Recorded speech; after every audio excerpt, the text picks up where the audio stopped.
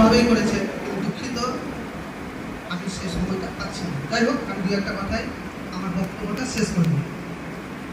বিষয় হচ্ছে যে প্রাথমিক স্তরে 8টি লক্ষণ বা 8টি দিককে অবলম্বন করে শিক্ষাটা দেওয়া হয়ে থাকে।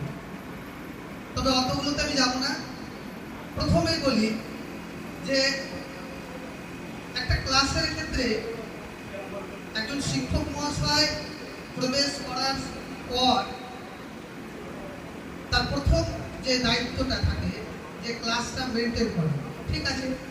কিন্তু ধরেন আমি কোনো একটা বিষয় বা কোনো একটা ব্যাকরণের যদি বলি, বাংলা ব্যাকরণের, যে আমি হয়তো ধ্বনিতে আলোচনা করব, তার আগে সেই ধ্বনি সম্বন্ধে বাচ্চাদের কাছ থেকে কিছু আমাদের নিয়ে নিতে হবে।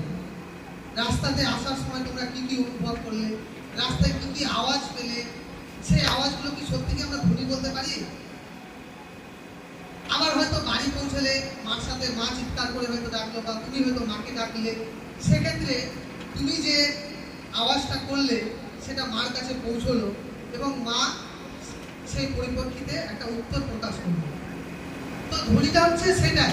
ধ্বনি হচ্ছে এমন কোনো শব্দ আমি বলবো না যেটার ভাব থাকবে।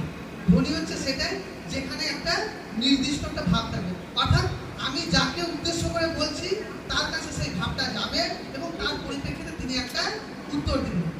এইভাবে যদি আমি বলি, যেমন ধরেন আমি বলছি ও মা, এই শব্দটা যখন মার কাছে যাচ্ছে, মা তার পরিপ্রেক্ষিতে একটা উত্তর দিচ্ছে। তো এই হচ্ছে ধ্বনি। ধ্বনি হচ্ছে একটা তার ভাব থাকে। এক কথায় বলতে গেলে বাকযন্ত্রের সাহায্যে উচ্চারিত মূল ভাবটাকে ধ্বনি বলে। আবার এইভাবে যদি বাচ্চাদের কাছ থেকে নিতে পারি বা বাচ্চাদের কাছ থেকে আমরা জানাতে হবে, বাচ্চাদেরও আকর্ষণ তৈরি হবে এবং বাচ্চারাও সেইভাবে উৎসাহের সাথে সেই বিষয়টার প্রতি বেশি গুরুত্ব সহকারে দেবে।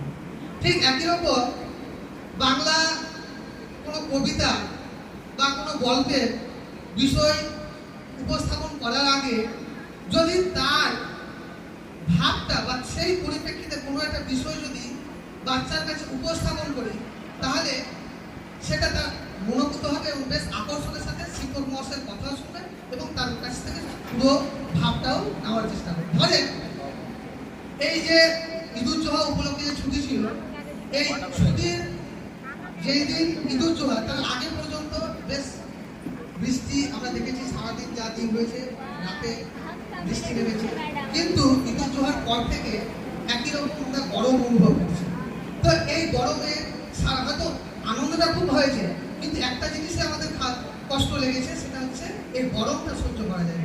তা এই বিষয়কে সামনে রেখে যদি আমরা এই ধরনের একটা যে গল্প আছে, যে কবিতা আছে, যে বর্ষার প্রার্থনা, এই বর্ষার প্রার্থনাকে যদি এইভাবে যদি উপস্থাপন করে বাচ্চাদের কাছে তুলে ধরতে পারি, তাহলে সেটা বাচ্চাদের কাছে আকর্ষণীয় হবে এবং বাচ্চারাও তার পরিপ্রেক্ষিতে বেশ মনোভূত হয়ে সেটা শুনবে।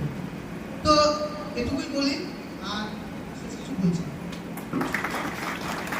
অসংখ্য ধন্যবাদ।